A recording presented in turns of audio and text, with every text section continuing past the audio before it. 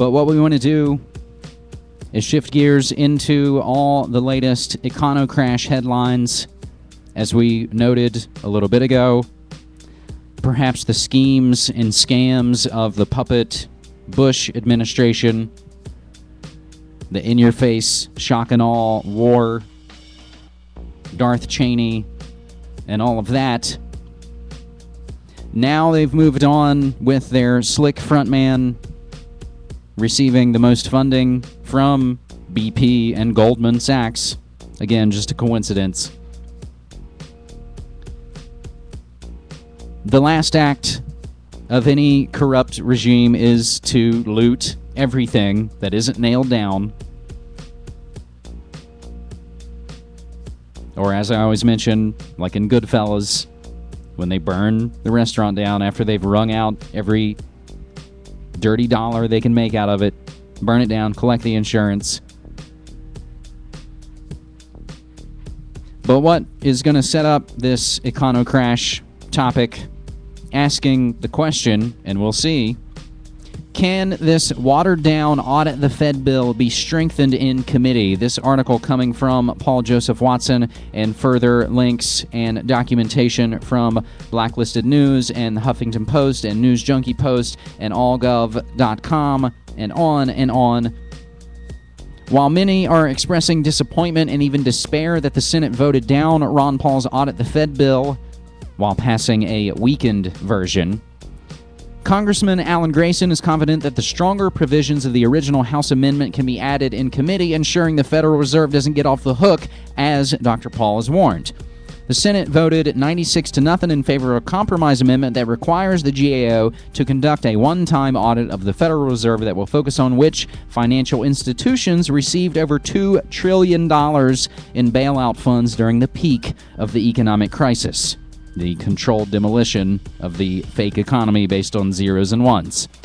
They buy up all the real assets and give us the fake paper.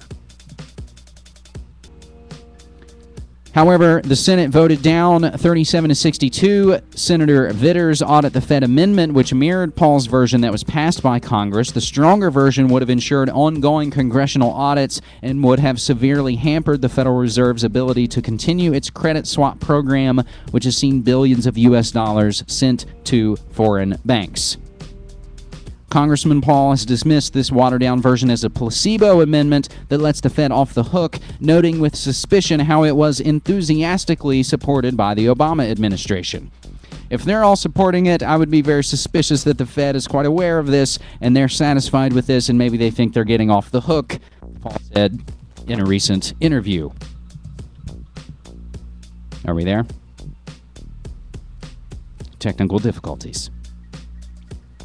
However, Congressman Grayson, who has been a vehement supporter of Paul's efforts to properly audit the unconstitutional Federal Reserve, which is neither federal and there are no reserves, believes that the one-time audit is an important step towards full transparency. Grayson, confident that a one-time audit would expose the Fed's arguments for secrecy as the ruse that they are, then leading to greater pressure to enact regular audits. He believes the stronger provisions of the Paul version can be merged into the bill that the Senate has passed.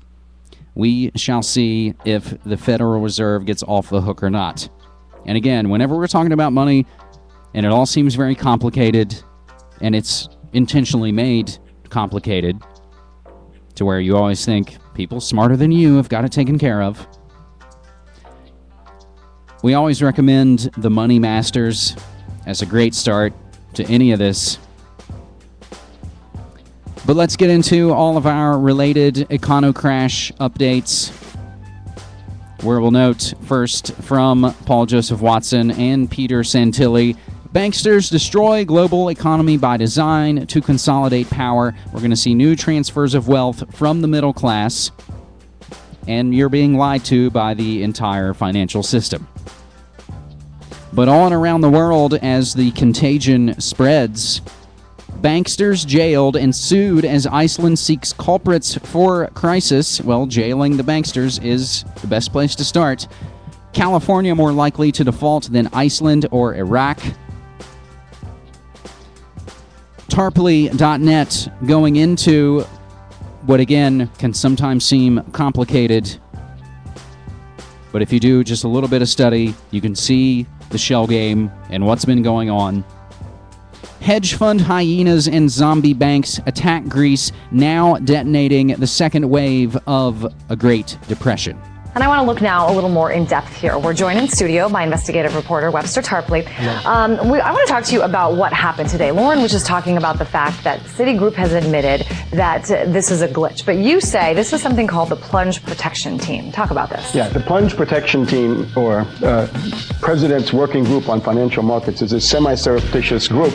They buy stock futures, and that's what brought back the market today. It's known as the PPT. Now, in terms of what happened, I'm afraid Citibank may be covering for a multitude of sins.